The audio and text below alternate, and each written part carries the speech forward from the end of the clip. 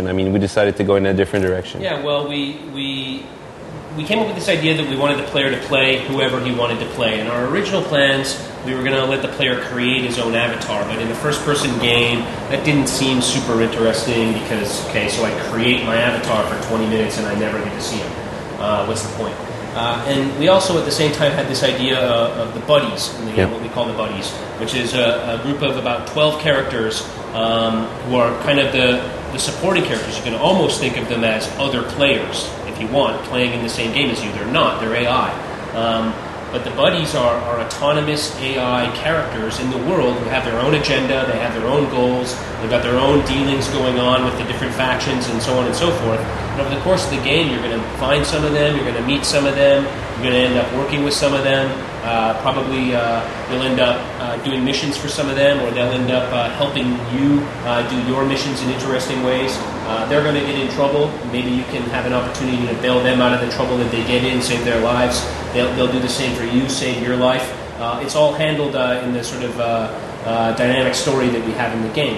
And what we decided to do was create enough buddies that we could fill out the story with what we needed, and at the same time allow the player to choose at the beginning of the game one of the buddies who then becomes his character. What's interesting about that is we have this group of 12 buddies. You'll be able to choose which one you want to play, and maybe your friend chooses someone different. So you'll be playing your game, and you'll never be able to meet the buddy who you're playing because you're playing him. But you might meet the buddy and play with the buddy, interact with the buddy that your friend is playing. And so you'll have this interesting feedback with your friends or other people you know who are playing the game about parts of the story that you won't be able to access because you're playing that character yourself. Yeah, well, it adds also another dimension to that, is that you can play the missions in the order that you want. So basically, in the AI, not only the buddies, just like Clint explained, but the AI, the people that you're actually fighting are autonomous as well in the world. They're living there. So basically, it's impossible for you to play the game the same way your good friend could, or even the way we could. I mean, we're playing the game today as we speak, and it's impossible to play it the same way twice. There's no two ways to play the same way. You're talking about story. Give us quick, quick one. The super quick overview is just you've been sent to Africa. We never really say by who. With the mission to kill an arms dealer who's been selling weapons to both sides of this conflict where there's a failed state and everything's collapsed and there's just people sort of fighting for control and whatever they can get out of it. You've been sent here to kill the guy who's selling arms to both sides. Before the game even starts, you've gotten sick with malaria and you're laid up in a hotel room on death's door. And when the game starts, after you've chosen your avatar, when the game starts, you're actually sitting in the room with the guy that you've been sent to kill, and he basically laughs at you, reading your dossier on him, leaves you a gun and says, "Good luck in completing your mission. Welcome to the worst place on earth," and walks out the door. You eventually recover from that, end up having to work for one faction or the other, or both, playing them both against each other, trying to find out what those factions know about where your target is, eventually earning some trust and some reputation, some infamy, working your way through all of that until you get closer and closer to your ultimate goal. There's like we said though, the story is never the same twice because of the way the drama management works and the way the factions operate against each other and the way they select missions and the way you can select missions. It gets very, very complicated. There's no way to say the story is this. It just unfolds based on the actions that you take. When we got the mandate, like Clint said, we got the mandate way before consoles versions were shipped. And from that, what was pretty interesting is that we didn't get carte blanche because we had to follow certain things. There were things that were brand attached that we had to respect.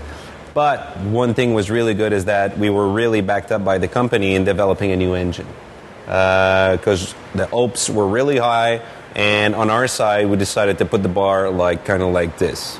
First, we wanted kick-ass graphics, an open world, to be able to play missions in any order. I mean, kind of like new advanced AI that lives kind of like freely in this world that's totally autonomous. But one thing that was super important for us, we wanted something that was kind of like over the edge. We got it with Fire. I think we nailed it down. The first comments are coming out, and with dynamism. I mean, we got dynamic vegetation. If you want to shoot a branch off a tree, it's going to break exactly where you're shooting, as opposed to, exactly the same spot over and over, depending on where you shoot. Reacting to wind, we got storms. Give us more information on how weather effects, like 24-day night cycle and storms and stuff like that, rain will affect the player. Well, again, like I said, no two stories are ever the same, and the reality is what we do is we model a weather system, and it's not very sophisticated. Weather is kind of a noisy sine wave. Sometimes it's a little bit nicer, sometimes it's a little bit gloomier, sometimes it's very clear, sometimes it's quite dark. But what we do is we track the weather, and we also track the player's performance, and we track the major events that are happening. So if maybe the player's let down one of his buddies or something, and that buddy is drifting his own way, and there's some dramatic tension building up between the player and the buddy, or maybe the player needs to go and save that buddy's life, but he's running out of time, and that buddy's going to die.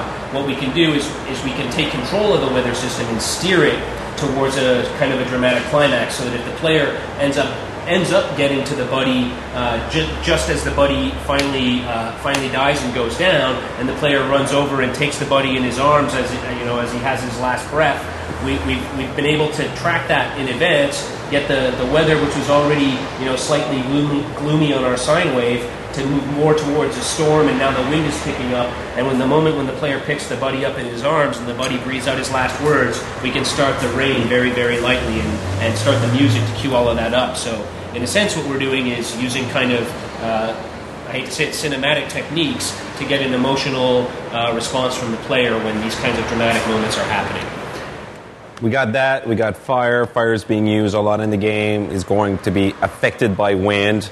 So propagation of fire will be extremely key. Trees will catch fire. Just a quick scene. I mean, you're attacking Regent Camp. You got an opening on one side. The wind's blowing from left to right. You can put the grass on fire on one side, or anything that, should catch fire will catch fire. But the wind will propagate the fire in one direction. You get attacked, and by the time you get in and they try to escape maybe on the other side because you've been too aggressive on them, they're going to be caught between you and the fire, and that's pretty cool. Yeah. You put a tree on fire, a branch that's on fire falls off, falls into the grass, fire will propagate again. We got this amazing fire system. Dynamic loading, huge world. You're not going to be waiting all the time for loading to get through to another part of the world. That was super key for us. So that was part of the major development of that engine. Of course, I think we're pretty clear about what we can do and what's going to be Far Cry 2. Far Cry 2, we're talking spring 2008, but we're talking about recent dates that are coming. We're going to be in Leipzig from the 22nd to the 26th, and that's in Germany, and we're going to be in PAX. That's in Seattle. That's a main event as well. Two big events at the same times, and we need to be there. That's organized by Penny Arcade. So if you guys got any chance of seeing any stuff, we want your comment. We got a great blog going, so please post your comments there. And hope you guys enjoy our work and our game when it comes out in spring 2008. Thanks. See you in Germany or Seattle. Yeah, thanks.